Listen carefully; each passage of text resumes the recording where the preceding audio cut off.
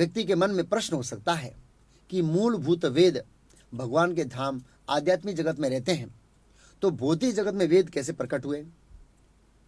तो भौतिक जगत में वैदिक साहित्य का सूक्ष्म प्राकट्य, यहां पर मैंने वेदों के सूक्ष्म प्राकट्य की बात कर रहा हूं। सूक्ष्म कैसे प्रकट हुए?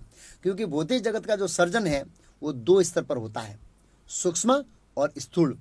सूक्ष्म सर्जन भगवान महाविष्णु करते हैं। वेदों के प्राकट्य के बारे में बृहदारण्यक उपनिषद में एक श्लोक है, अस्य महतो भूतस्य निवससितम एतदद्य ऋग्वेदो यजुर्वेदो सामवेदो अथर्वा अंगिरसः इतिहास पुराणम विद्या उपनिषद श्लोका सूत्राण्य अनुव्याख्यान अन्य यस्य वेतानि सर्वाणि निश्वसितानि। अर्थात ऋग्वेद, यजुर्वेद, सामवेद और अथर्ववेद, इतिहास, पुराण, उपनिषद, ब्राह्मण द्वारा उच्चारण किए गए श्लोक और मंत्र, सूत्रों एवं आध्यात्म विद्या और सूत्रों एवं मंत्रों के विवरण, ये सब भगवान की श्वास से उद्भूत हुए हैं, प्रकट हुए हैं, उत्पन्न हुए हैं, ऐसा बृहदारण्यक उपनिषद में कहा है। ये सभी प्रकार के शास्त्र वेद के अंतर्गत आते हैं। जितने भी आध्यात्मवादी है वे दो प्रकार के प्रमाण को मानते हैं, श्रुति प्रमाण और स्मृति प्रमाण।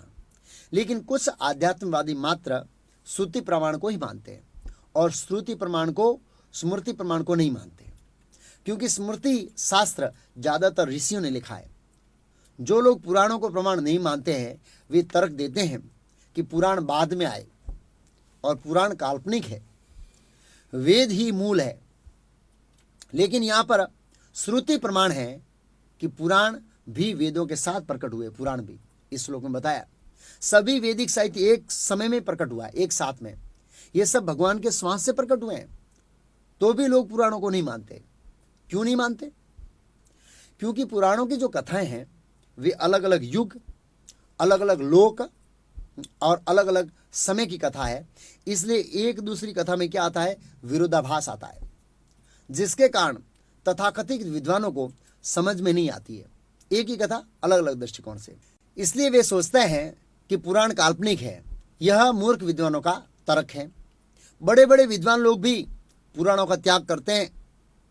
इसका मुख्य कारण है कि एक ही कथा अलग अलग पुराण में अलग अलग तरीके से बताई है। जैसे ब्रह्मांड के सर्जन का वर्णन श्रीमद् भागवत पुराण में अलग तरीके से वर्णन है, शिव पुराण में अलग तरीके से वर्णन है, पद्म पुराण में अलग तरीके से वर्णन है, विष्णु पुराण में अलग तरीके से वर्णन है। और ये जो मूर्ख विद्वान है किसी प्रमाणिक गुरु के मार्गदर्शन के बिना अपनी बुद्धि से समझने का प्रयास करते हैं। जब उनके समझ में नहीं आता तो कह देते हैं कि पुराण काल्पनिक है। बड़े बड़े भगवत गीता के टीकाकार भी ऐसा मानते हैं कि पुराण काल्पनिक है। इसका मुख्य कारण है कि यह लोग शास्त्रों का अध्ययन किसी प्रमाणिक आचार्यों के मार्गदर्शन में नहीं कर रहे हैं, अपने मन के ढंग से पढ़ रहे हैं, अपने मन की समझ के अनुसार समझ रहे हैं। अभी तक मैंने वैदिक साहित्य के सूक्ष्म प्राकट्य का वर्णन किया, अब स्थूल सर्जन का वर्णन करूंगा। इस जगत में दो प्रकार का सर्जन होता है। उदाहरण स्वरूप, किसी भी बिल्डिंग का आकार सर्वप्रथम आर्किटेक्ट के माइंड में आता है, उस आकार को सूक्ष्म सर्जन कहते हैं। जब आर्किटेक्ट अपने मन वाले आकार को स्थूल रूप देता है तब उसको स्थूल सर्जन कहते हैं। ऐसे ही इस ब्रह्मांड की सभी चीजों का दो स्तर पर सर्जन होता है, दो स्तर पर सर्जन होता है। प्रथम स्तर का सर्जन है महाविष्णु करते हैं और दूसरे स्तर का जो स्थूल सर्जन है वो ब्रह्मा जी करते हैं। जिस वैदिक साहित्य का सर्जन भगवान ने अपने श्वास से किया, उसी वैदिक साहित्य का सार भगवान कृष्ण ने ब्रह्मा जी को सृष्टि के आरंभ में प्रत्यक्ष रूप से दिया।